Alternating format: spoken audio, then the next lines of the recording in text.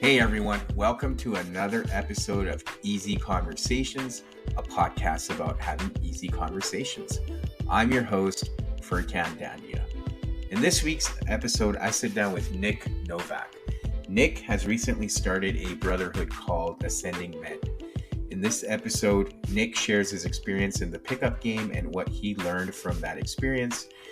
Nik and I also talk about the role of men in society and relationships and how men can continue to show up in relationships and what they need to ask for a healthy relationship.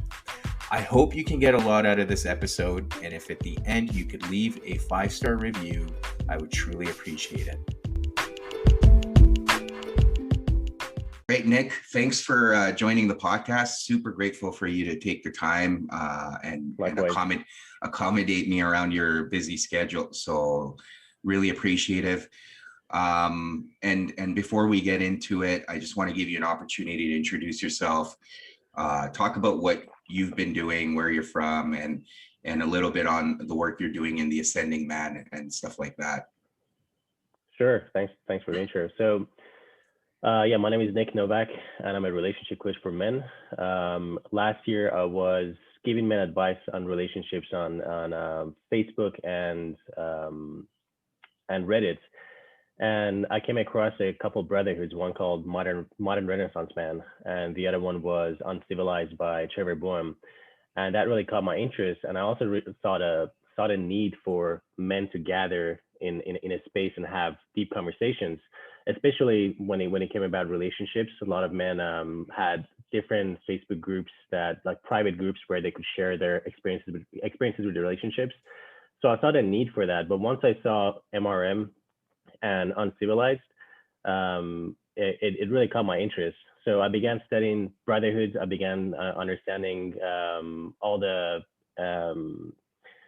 the intricacies that goes into creating a brotherhood. And last year, I began working towards launching Ascending Men.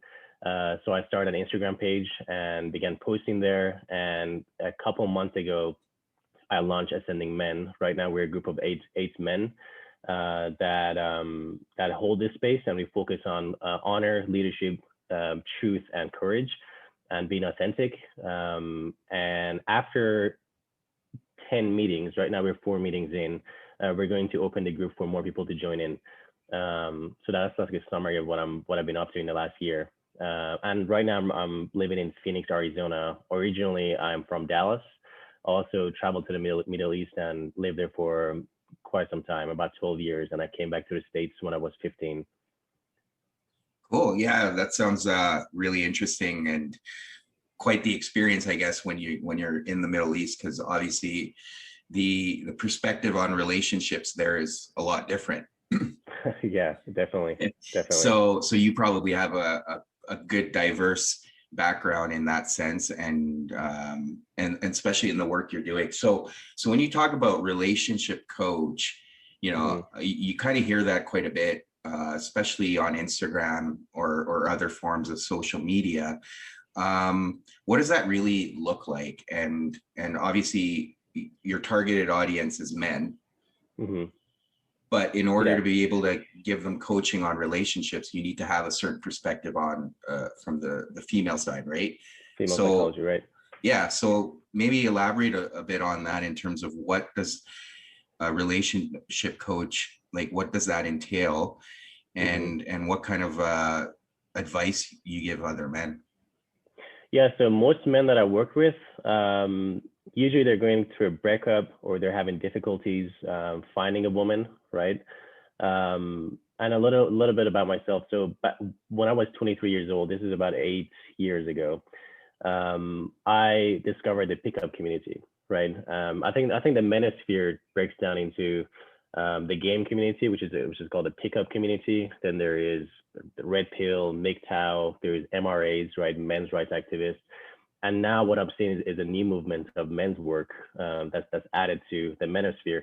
So I started off with the pickup industry. That was my first initiation into the manosphere, where a group of guys get together and solve a problem. And the problem was, how do you attract a woman, right?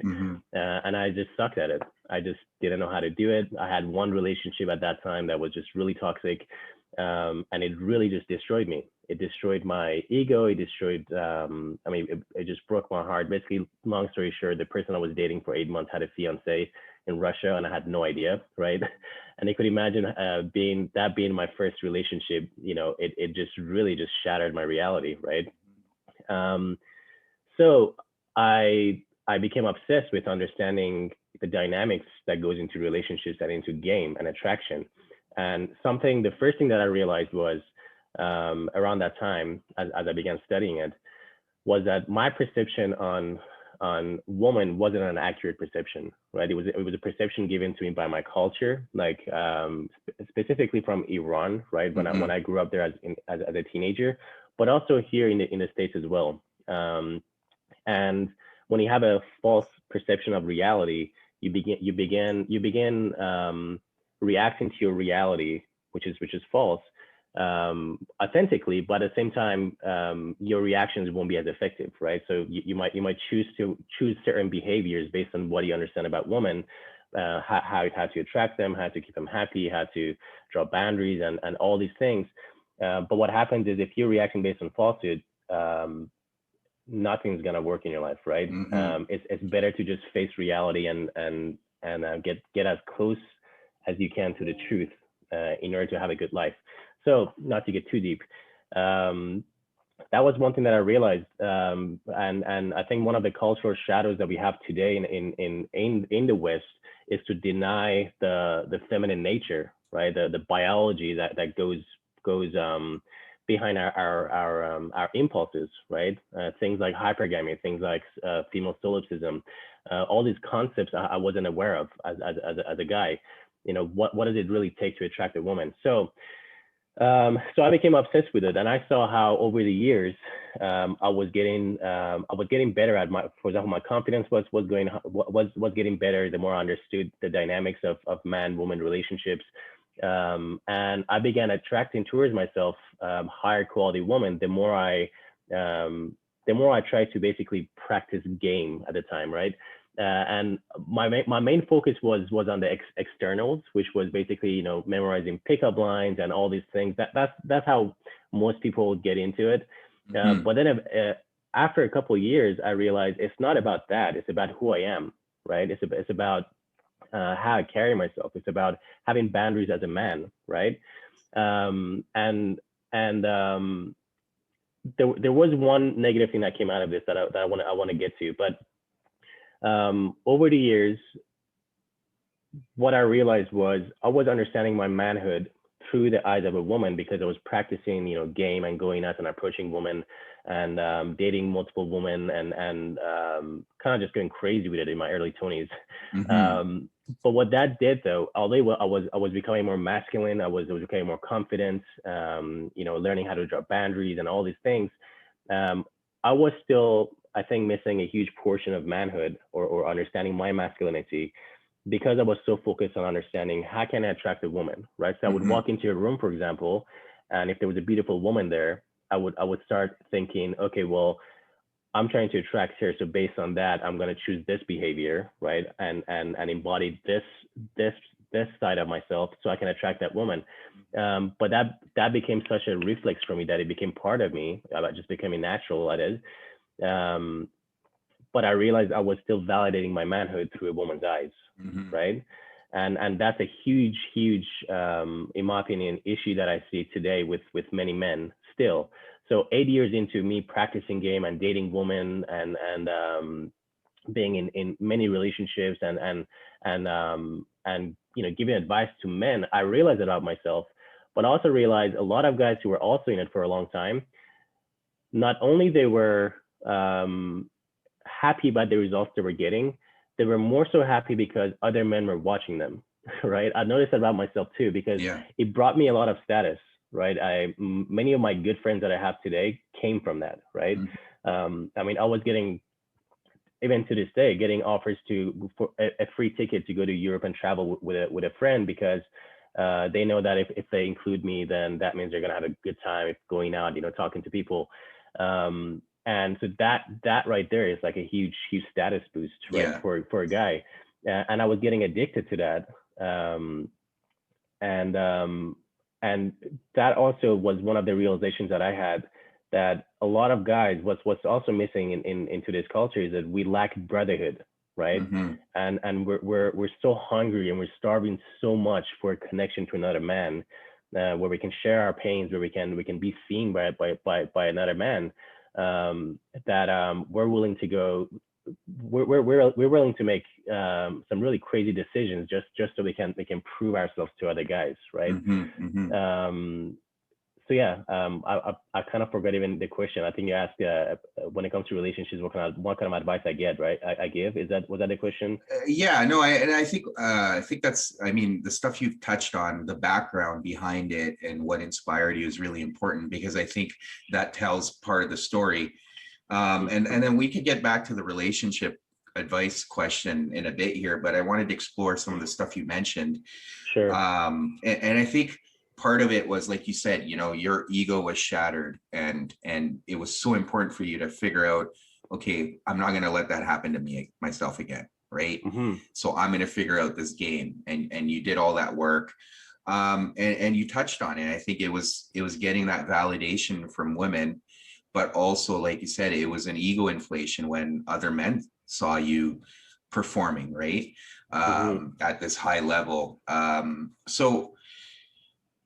So then you talk about the whole brotherhood piece, and so how does that like translate from where you were in terms of getting all this recognition from your peers, and then also from other women? How does that translate into the brotherhood piece? And I know you talked about the connection, Mm-hmm. but when I see right now a lot of men carry big egos, right? And for them it's like, yeah, the fact that if they can pick up women, that's great, that's a huge ego boost, and they don't want to show that vulnerable side of themselves to other men, Mm-hmm. because they almost consider these other men competition. Yeah. Yeah. One thing that I ask men, I actually posted this on a Facebook group that I'm in. Um, how often do you boast about, your scores, when you go out and meet women, and maybe you pull a girl home, or you Mm-hmm. take a girl on a date? How often do you have to like text your friends? And almost everybody was like, yeah, we do it every single time, right? And it's interesting because it's true, right? You want your brothers to know about your achievements, but also you're trying to be recognized by other men, right? Even when you date a beautiful woman and you go out, you're kind of like telling your brothers, hey, this is look what I can do, right? It's like an ego boost, but I also think that's a beautiful connection that men have with each other, right? If you're conscious of it, Mm-hmm. right? And the piece about that, I think, is the reason for brotherhood, that one of the main reasons that I see is that there are certain kinds of validations that you can't get from women. You can only get it through your gender mates, right? Through men. And also, I mean, we could get really deep into this, but um, the connection between the dating world and the brotherhood, I mean, is something that I already mentioned. Basically, I noticed that people in the manosphere, right? One of the main things they're starving for is these brotherhoods, Mm-hmm. right? That I'm seeing being created around the internet. Actually, I don't know if I have the book for anyone who's listening, and even thinking about joining a brotherhood or starting a brotherhood. I don't have it here. It's in my bedroom. It's called Circles of Men. Mm-hmm. Look that book up, buy it, read it. It's an awesome book to start with, and I guarantee once you read the book, you're gonna be motivated to start a brotherhood. Mm-hmm. So that's a book that I read last summer, actually, and then I joined. Last summer I was a part of 5 different brotherhoods. So, and right now I'm part of 3 brotherhoods, including Ascending Men. I was basically just researching, studying, understanding what really goes into these brotherhoods, right? And different styles of brotherhoods. Some of them are a lot more focused on masculinity and being strong and not being weak-minded, and others are more maternal, and they hold space for men and listen to people's emotions, and then there are others that are in between. So for Ascending Men, it's more so in between. That's something that I tried to cultivate through ascending men and continue to do so.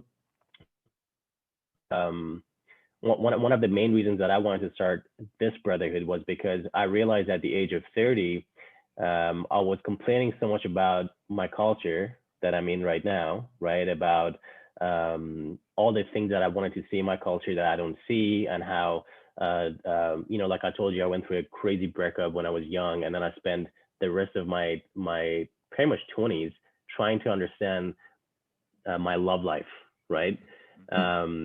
But imagine if I had a father who taught me that when I was 12, right? Imagine if I had other men around me who guided me and mentored me, or a culture that didn't poison me with false perceptions, that I had to really undo and socially decondition myself, which took a long time.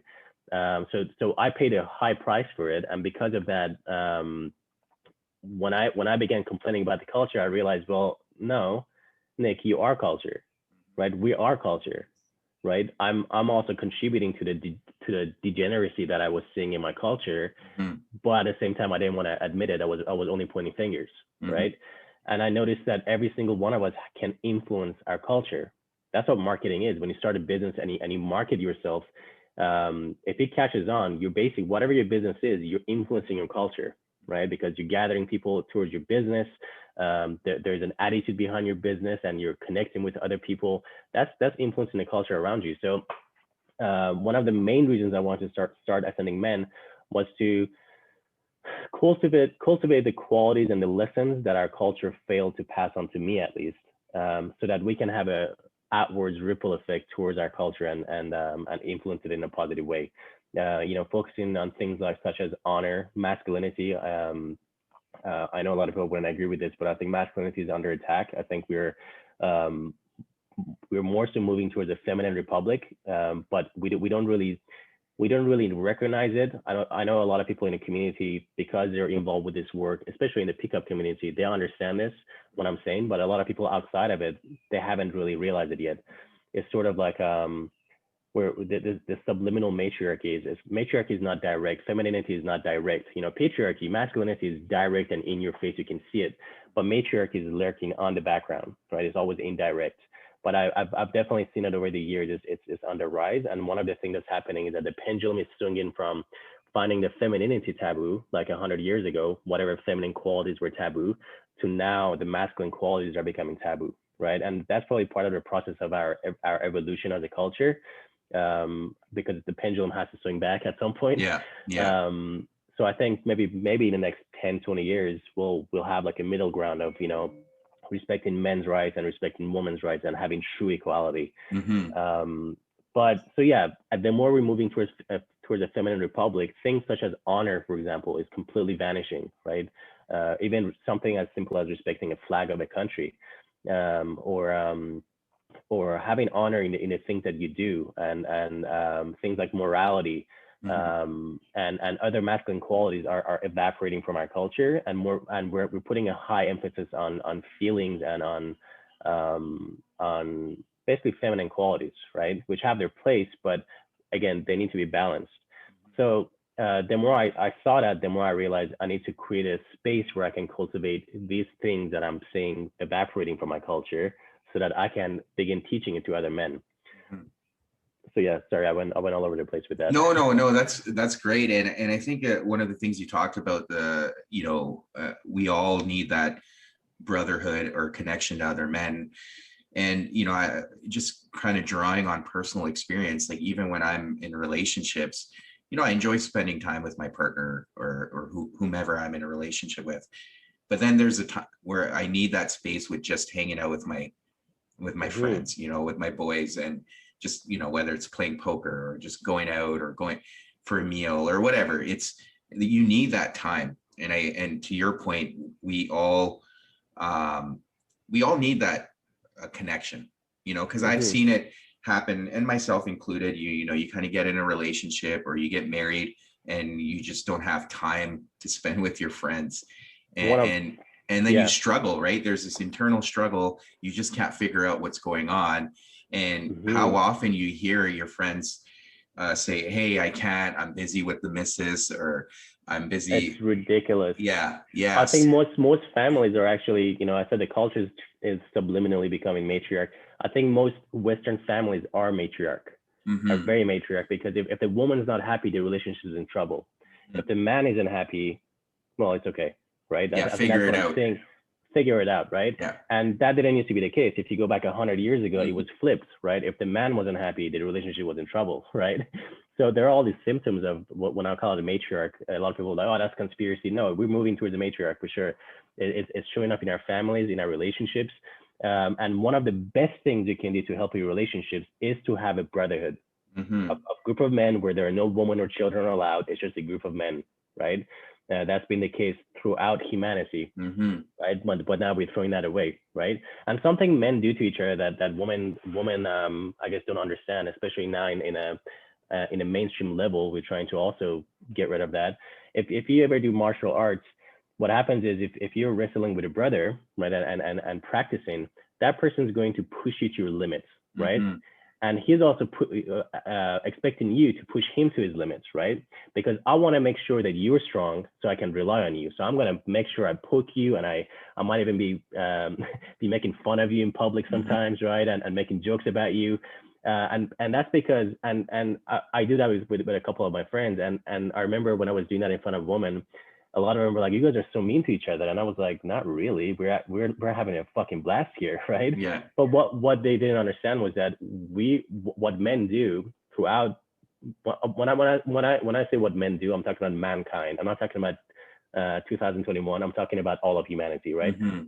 So men, or the realm of masculinity, belongs to the reality where entities eat one another, right? It's called Mother Nature. You know, Mother Nature is divine, but it's also murderous, right? Mother Nature is very brutal, and masculinity evolved there, right? And what men do, they face nature and they create a buffer called culture, right? That creates a buffer between nature and your tribe, and that creates a mother's world, right? And mother and children world, right? And what's happened right now is we have expanded that to the entire country, that the entire country has become a safe space. Basically, there are no dangers. We've killed all the tigers. We have air conditioning everywhere. We only have 40-hour work weeks. So everything's become more safe. So now that masculine piece is kind of like fading away, because I'm kind of getting side tangent here. There's like so much stuff I'm trying to fit into this no, that's fair. Are you following me? Yes, absolutely. Okay, cool.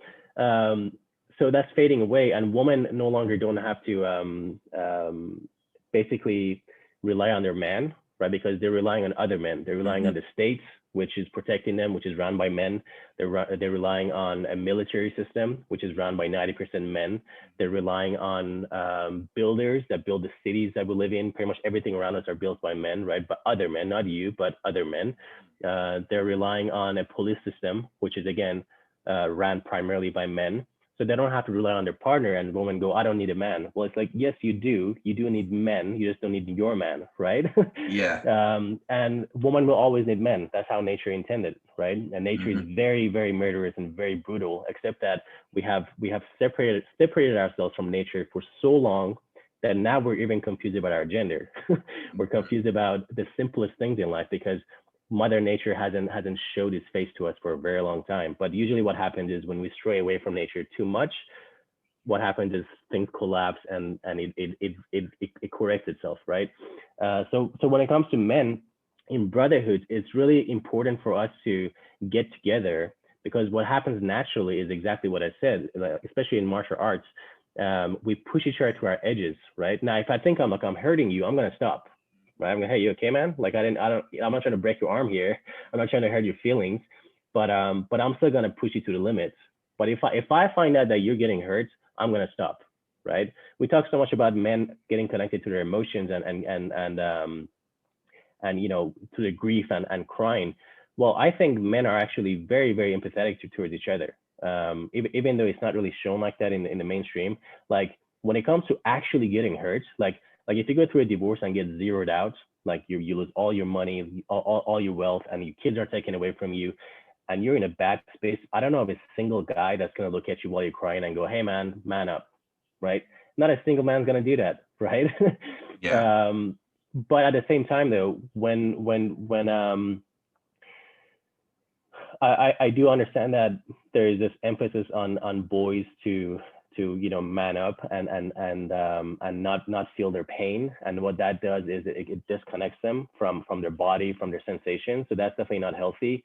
I do think there needs to be an emphasis on helping boys from a young age get connected to their emotions and to their feelings. But at the same time, there is also something about having a strong mind versus having a weak mind, right? Having a strong mind means, it doesn't mean not to get hurt. It means to be tougher than what's hurting you. Right. Right. Yeah. That's what's attractive about the masculine, right? You're tougher than what's hurting you. The masculine energy is when you're able to stay present in the moment when everything becomes chaotic and everything just moving around and getting crazy. Like when I do cold plunge in a cold water, that's what happens. I jump in and my body just begins panicking, right? And I'm trying to stay focused on my breath and slowly breathe and until everything comes back to equilibrium, right? And that's cultivating your masculine energy. Now, to be in your feminine means to be everything at once, to be your feelings and the stars and the universe and everything that's happening. You're part of nature. There's no start or end. You're just in the flow, right? And so there is something to say about men disconnecting, like stepping outside of life, outside of the flow of life, in order to strategize, in order to make plans and make sure everything's going good. And there's a need for that as well. But the vice of that is, getting disconnected from our emotions. I do think there's a biological aspect that helps us do that. And so, yeah, it's a double-edged sword. We could take it way too far, to the point where men get so disconnected from their emotions that they don't want to share their pain with other men, which could actually be healing. I actually don't like the word healing. I think we evolve. We don't heal. We change. We don't become the same person we were before. I think something happens and then we evolve into a new person. So it's important to share that pain with other men. And then the other side of the story is that it's also good to cultivate that presence when things just gets really fucked up, right? Yeah, absolutely. And I think when you talk about the strong mind, you're essentially touching on resiliency, right? Without being resilient, there's a lot of things that happen throughout our lifetimes. And if we just crumble at the smallest things, we're not going to make it through. So it's finding that balance. And I think, by being able to speak to our emotions and cultivating that for other men, we can have that support system, but also be strong enough where we can deal with adversity and move through. And I think when you talk about the martial arts example, I think that you can extend that to many sports. Like I play sports, like whether it's basketball, I'll be trash talking, we're trash talking, we're pushing each other, but then at the end of the game, you just shake hands or hug it out. Shake hands. Yeah. You actually get closer with that person. Exactly. You have more respect because you're like in the game, you're competing with the other person. You want to beat them. They want to beat you. And then at the end, you have respect for that person because you both competed hard. Absolutely. It's part of, I would say, even boy psychology. When I was in middle school, there was one kid that was the bully of the classroom, right? And just my luck, he was sitting right behind me in the class. So he would just do a lot of things. He would, for example, grab my notebook and start writing a bunch of curse words over, like all over my notebook, where I had to show my homework to the teacher, for example, right? So he would stress me out like things like this. And one time I messed with him. I basically took the notebook and went to the teacher to show him, but I was showing him a different page, but he thought I was showing him the stuff that he had done to my notebook. So he got really afraid, and you could tell he was afraid. And I came back and I said, haha, see, you got scared, right? And he got really angry. So in the middle of the classroom, he stood up and he had his fist in my face and we were like kids. At this time I was 12 years old, right? And this is a guy that nobody fucked with, right? So, and I was afraid of him. But I remember I had a sensitive nose. I really cared about my nose when I was a kid for some reason. But he slowly tapped my nose just once. And I stood up, and this is the first person I've ever punched in the face. And I just lost it. I completely lost it. And I began punching him in the face to the point where he got a little bit dizzy. They obviously kicked us out of the classroom and we had to go to the principal's office. This is in Iran. So it wasn't, these things are not as big of a deal as it is here. I think in America, you kind of get handcuffed if you do stuff like that. So what happened was I couldn't believe I did that, and I thought, okay, he's for sure gonna kick my ass. Like I am so fucked right now, right? Yeah. So at the end of the school day, I would actually leave my classroom early, and leave our school from the back door, Hmm. so that I don't have to face him or his friends, because I thought they're gonna jump me, Yeah. and I was really afraid.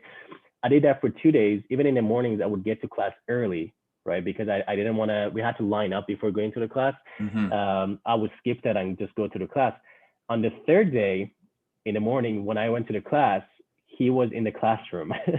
So my heart just stopped, and he came up to me and shook my hand, right? And said, "Hey man, I'm sorry for that." I said, "Oh, me too. Sorry I punched you." And he had a scar on his face. We became best friends after that, like best friends for years to come, Yeah. right? And people might think, well, that's fucking weird. Like this guy was bullying you, you punch him in the face, and now you're his friend. Well, when it comes to men, is I think it's biologically ingrained in us. We're gonna challenge each other, right? And if you're weak, if you act like you're weak, you're gonna be challenged even more, right? Hmm. Or we're not gonna trust you. I want to make sure I can trust you when shit goes south. I want to make sure you're at your best and you're strong, so that I can trust you. And I'm gonna do the same for you, because you and I are supposed to face nature, which is a lot more fucking murderous than us hurting each other, right? So I think that's a beautiful piece about manhood that's often misunderstood. And it's looked upon as this dark side of manhood, of guys just being competitive and trying to put each other down. No. We just want to make sure we're strong, right? So that when, imagine if in the last 24 hours everybody in the world told themselves to be strong, what kind of, it would make a difference in the world, right? Wouldn't you agree? Yeah. And that's something that you can cultivate in a brotherhood, right? Holding each other to your edge. Now, in ascending men, the way we do that, we don't like punch each other in the face. Although we do want to include wrestling in our retreat that's coming up this summer. What we do is we tell each other the things that we're afraid of doing in our lives, Hmm. and then we hold each other accountable on doing so, right? So one of the guys was really afraid to put his face out there and talk about something that he wants to talk about. So we held him accountable. Everyone in the brotherhood held him accountable to do so, right? And he did it. Now, for him, that was his edge, right? Every man has their own edge. Like my level of discomfort could be different from yours, but the point is to identify your edges, right? And then be around men who are in the habit of stepping into your edge, because just by the virtue of osmosis, you're gonna begin doing the same things. Hmm. Yeah, yeah. No, and I think that's important. And I know like there's a lot of stories about Kobe Bryant, and he was known for that. He was known for Mm-hmm. like pushing his peers to their edge. Um, Mm-hmm. and that was very important. I think that's where a lot of people respected him, because for him it was important that he was around people that were also pushing themselves like he did, right? And Yeah. you need that energy around you, I guess. Um, so now I think coming back to that conversation about relationships. Mm-hmm. So we've talked about the importance of understanding ourselves, building a brotherhood. Now, how does that translate into relationships, especially in the work you're doing Mm-hmm. around the coaching piece of it? What are you telling men how to show up in relationships, and what are some tips you can share? Um, for the time we have left, I would like to share one thing that I focus on is men understanding their terms and non-negotiables. That Mm-hmm. is huge, right? If you don't have your boundaries define who you are, right? Mm-hmm. Like it makes who you are as a person. And a woman wants you to have boundaries, right?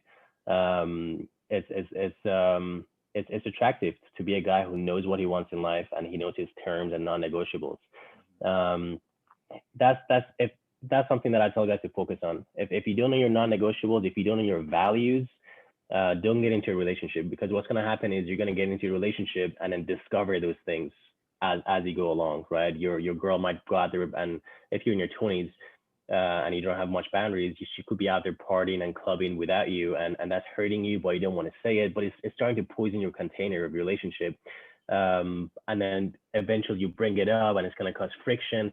So it's like you're discovering your boundaries as you date women. Why don't you discover it first before you get into a relationship? Because now you can screen for the right woman, right?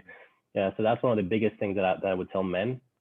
In terms of how to show up in your relationships, um, the way I see relationships now, it's more of a, so there's that person, and there's this third space, this container you guys are creating, right? And this third space needs to have its own standards, that if you want it to be a healthy relationship, it needs to be higher standards than the standards of your society, especially today in this demoralized world. You need to set the right standards for your, it's not a walk in the park, right? It also takes sacrifice. People often associate sacrifice with loss, like I'm losing something. Well, sacrifice is losing something for something being greater, right? So the container of a relationship, yes, it takes sacrifice, but it can create something so beautiful with a woman, right? Men and women are meant to be together. We're meant to complete each other, right? So focusing on that third space and finding a sacred, and holding space for your woman as well, and understanding the goals of that space, having a goal with that relationship. Where is it heading? Is it just a boyfriend girlfriend? We're just having fun and having sex, or are we building a family? Are we building an empire? Right? As a man, you need to have that vision set, because if you don't, if what I see a lot of guys do is they get in a relationship and they especially actually the guys that are really good at game. I noticed that in myself too. I would get in a relationship and I would just do the bare minimum to keep the relationship, because I wanted to keep that person's attraction, or that person was already chasing me. Yeah, well, that becomes very toxic, because now she's put into her masculine to chase you, because the masculine pursues the feminine, right? But when a woman's pursuing you, you're in effect pushing her into her masculine, right? And she's losing trust in your masculine when it comes to this container of relationship, right? Because she's the one who's, trying to move the relationship forward to the next level towards marriage, right? And not you. And a lot of guys wait, and go, okay, I'll just wait.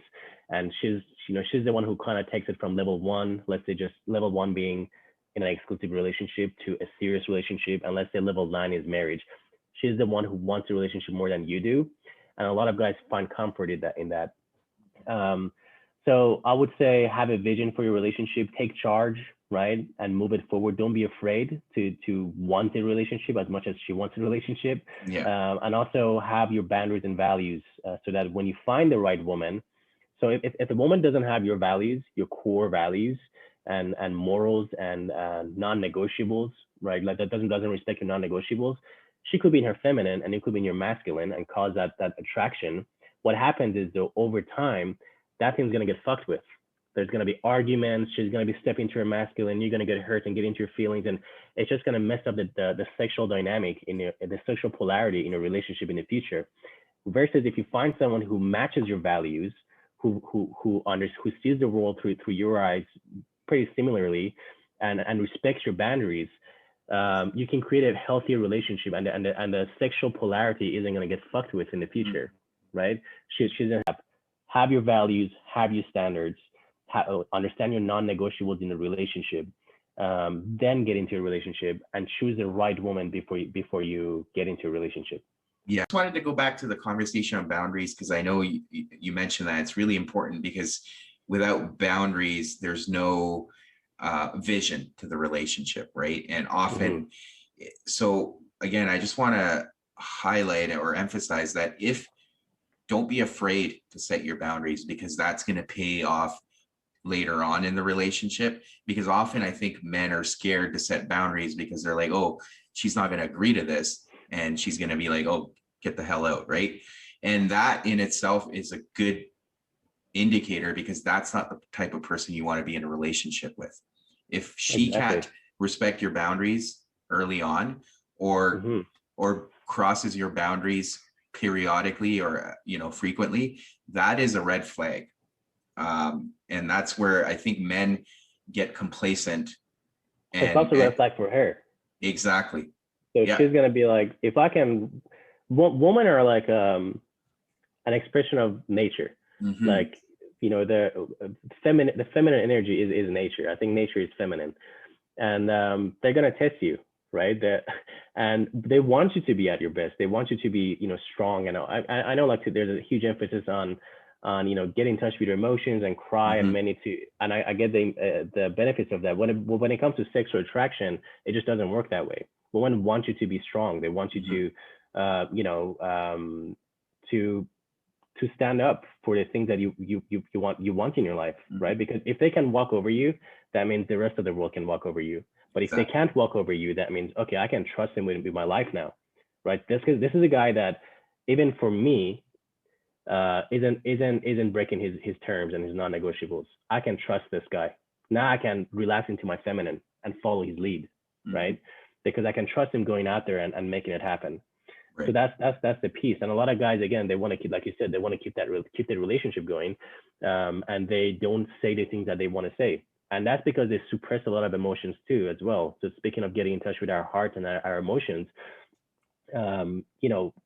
if we are to truly get in touch with our emotions, a lot of stuff will come up. I mean, one thing you and I talked about before was being territorial as a guy, right? A lot of women actually find that attractive, that a guy's like, you're my woman, right? I'm going to protect you. Like, this is my woman. Nobody fucks with her, right? Love that about men, right? And they would actually test you on that too. Like, when a woman starts flirting with other men and tell you, yeah, this guy talked to me, they want you to actually like speak up and go, hey, I don't like that. You're my woman. I don't actually like you to do that. A lot of guys do think, okay, well, I'm going to give her freedom because I want her to be around, right? And they repress that emotion, right? Instead of actually speaking it up. And it's also labeled as jealousy. That's exactly what we talked about. Yeah, it's labeled as something negative. So we're like, oh, I don't want to look like a jealous person. The analogy I gave was, if I have a car and it has a lock on it, and everyone's trying to get in, but it's locked, I'm still gonna get angry, even though I trust the lock that they can't get in. I'm gonna tell people to fuck off. Hey man, that's my car. Stop touching my fucking car. Yeah. Right? It's just, I'm a guy and I'm fucking territorial. That's my car. This is my apartment. That's my woman. Yeah. Back the fuck up, right? And there's something attractive about that in today's culture, that we don't connect to that until it's too late, or it's like about to get too late, right? Instead of actually seeing the early signs and speaking the things that you want. Now, if you don't know your terms and your non-negotiables and your values, you can't fake it. You can't just make a list and go, oh, I'm gonna pick this and that. Hey, here's what I want, right? You need to find out what are your values and your non-negotiables, then learn to speak them, and then go out and find a relationship. That to me will create a healthy relationship, and that's what women want. They want a man who has his boundaries and has his value set. Yeah, and I think it's important you mentioned that, you'll get tested, because I've also been in situations where I've been very honest up front, saying, these are my values, these are my boundaries. And, women have agreed. They're like, oh yeah, I that makes sense. Yeah. And then, a couple of months later, they start testing you, and it's like, and I've sat there and I'm like, I did all the right things. I was honest. I was upfront. I said exactly what I wanted, and she lied to me, or she just agreed with me to get in a relationship. And now she's, doing a 180. And again, in those cases, it's tough, because now you feel like it's that sunk cost fallacy, right? You feel like you've invested this time, you've put in this time with this person. No, I think you still need to stick up for yourself. And if that means demonstrate. Exactly. And if that means you're like, you need to go, like, this is over, like, I'm not going to accept these things. And that's important, because the more time you put in, and I've experienced that, because you're like, oh, maybe she may change or whatever. We've been together for a while now. I've invested all this time. The more difficult it gets. And then the woman doesn't respect you because you're not standing up for your boundaries. Absolutely. Yeah. A good quote I like is, discovery trumps disclosure. It's one thing to disclose your boundaries to a woman and say, hey, I don't like this about this, this and that. And she goes, oh, okay, yeah, thanks for letting me know, yeah, awesome, right? But then she does something and you're like, hey, I told you I don't like you to do that. Okay. And then she does it again. You're like, hey, it's like, dude, you keep disclosing your boundary instead of actually demonstrating it. Let her find out, walk away. If it's a non-negotiable, it's not up for debate. She can't even do it once, right? Let's say she stayed over at a guy's house and for a night. If that happens to me now, I'm completely blocking that person. Like, that's it. I don't care if they didn't do anything. The fact that she would do something like that and create that confusion in our relationship, I would just leave the relationship completely. But back in my 20s, I would try to argue and say that was wrong what he did. Like, all this is because I really wasn't um, in touch with my boundaries, and I was loose with my boundaries. So if for example, if this actually did happen to me one time at around like 11 p.m. Somebody knocked on our door, and it was me, a friend, and a girl. We were drinking and having fun, and I was like, who is that? And this is around Christmas time too. So the town it was a small town, and it was a college town, so people would leave the city. So it was dead. Nobody was there. So I get a knock on the door, and I open it, and I see this 6'3" maybe, dressed up in a very like dirty clothes with a flip phone, and this is 2018. And he's like, "Hey man, how's it going?" And he pushes himself into the door, and I just immediately went. I was shocked immediately, right? And I immediately just closed the door and locked it because I thought, what the fuck is this? Like, and this is a young town too. This guy was maybe like in his 40s. And I could tell he was a little bit drunk too. So I was like, I got afraid. And my friend's like, dude, why did you close the door? I was like, this guy could, who is this guy? This is a young Texas student town. It's 11 p.m. and he looks like I don't know, like a homeless guy with what he's wearing. I'm not gonna talk to this guy, right? But then I began thinking about it. Well, my nice guy syndrome wanted to hold the door open and say, "Hey man, this is my apartment, and why do you want to come in?" And try to like get into a debate and explanation on why is it wrong to push yourself into someone's door at 11 p.m. when you don't know them, right? Obviously, it's fucking wrong, right? Yeah. Because your life is being threatened. So in that case, my boundary was like, this is for sure my boundary. I know 100% this is my boundary. So I just closed the door, right? Right. Because I was certain about my boundary. Does that make sense? Yeah. So you have to become this certain about your boundary, right? You wouldn't sit down and get into a debate about a stranger trying to walk into your house because you have a door and you want to close it on specifically for that, right? So same thing with your boundaries. Become very certain about what your boundaries are, right? So that you don't get into debates about people, why they're in place. And no, I don't like that. Why? Because I don't like that.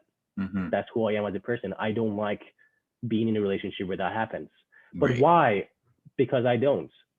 And that's the end of it, right? Yeah. Now, Yeah. sometimes you have to explain on a few things and on why you do things. But one thing that I teach guys is that, especially when they're suffering from the nice guy syndrome, is that again they disclose their boundaries so much they have to tell a woman and why and get all intellectual, and they do a great job, by the way, like teaching their boundary to someone. Like they can just guys can get really fucking intellectual when they talk, but then at the same time, in effect, you're telling her that you're not a man with boundaries. You're not even sure about your boundary, right? If I have to explain why it's wrong for someone to come into your house, then something's up, right? You don't have to explain that to people. It's my house, nobody can get in. That's it. That's the end of the discussion, right? It's a masculine energy that's missing in men. When I was a kid, when my dad came home, he said, "Hey guys, go to your room." Let's say it was like 10 p.m. We didn't say why. We just went like, okay, we're going to the room because dad said so, right? It was like a feeling with a boundary, and that's what's missing with men, that they've lost their grit, right? That this is what I want, no explanation. This is what I want in a relationship, and woman could do the same thing too, right? That's what boundaries are. When we see the story of Einstein, which I don't really agree with his boundaries, but he wrote a list of boundaries for his wife of like, I only want to see 2 hours a day. You don't come in when I'm working. You don't nag and all these things. And he was like, sign it or I'm leaving. She was like, fuck this. This is crazy. And he left. He was a man of his word. He had grit. Now, I'm not saying his boundaries were correct, but men of, in those times before 60s, they had grit as men. You know what I mean? Yeah. And again, that's missing in today's feminine republic, in today's culture, because it's not cultivated in boys, because we're so attached to our mothers, and that separation really doesn't happen. And when it does happen, we try to replace it with relationships with other women instead of with a brotherhood. throughout time, what they used to do is they used to take boys away from their mothers, right? The mother would cry, the boy would cry around the age of 12 to Yeah. 16. Then they would do a bunch of crazy shit, but eventually they would reincorporate him into the men's world and create the strong connect. They would break the umbilical cord with the mother, and they create a strong connection between the boy and the men in the tribe, right? They transfer that relationship. That transfer doesn't happen these days. There's not a brotherhood you belong to. What happens is that the umbilical cord eventually gets cut, sometimes very late in life, with your mother. But then you begin trying to look for that relationship through other women. You try to validate your boyhood and your manhood into from a woman's eyes, like I talked about earlier, what I was doing.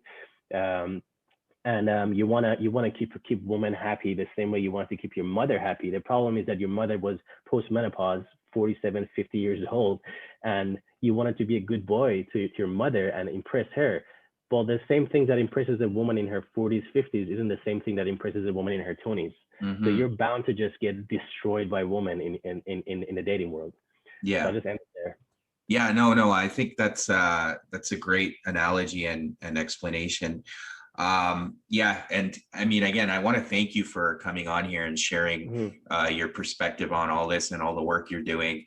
I guess for listeners that want to find you on social media, what are some of the best ways to reach out and get a hold of you from that end? Yeah, so Ascending Men, you could go on ascendingmen.com, but on Instagram at Ascending Men, not man, men, and also Nik S Novak. So that's NIKSNOVAK. Y'all can reach out to me, schedule a free call to have a conversation. I genuinely like to help men and simplify the complexity of the relationship between man and woman. Yeah, they could reach out to me and schedule a call. I do a lot of free calls because I love doing this. I love explaining things to people. And if you're interested in joining Ascending Men, like I said, there's a wait list for that. Right now, the founding fathers are setting the container, setting the agreements of the container and the goals of Ascending Men. And after our retreat, we're going to allow more men to join Ascending Men. And yeah, with that, I'm complete. Cool. Awesome. Thank you again. Thank you as well, man. Thanks for having me. Well, that's the end of the episode. Thank you again for tuning in. And as most of you already know, this is the last episode of season 1 of the Easy Conversations podcast. And I just wanted to take a moment to just show my gratitude for all the amazing guests that have come on this podcast and shared their stories and given me an opportunity to come on and have the amazing conversations we've had. I also want to thank everyone that's tuned in, whether they've tuned into one episode or a lot of them. I just want to thank you for taking the time to listen to the content, and I hope you've gotten something out of it. Season 2 will be coming out in a couple of months. I will be releasing a trailer in a few weeks to give you an idea of what we'll be doing here in the second season. But again, I just wanted to take the time to appreciate everyone who's been a part of this experience for me. Thank you.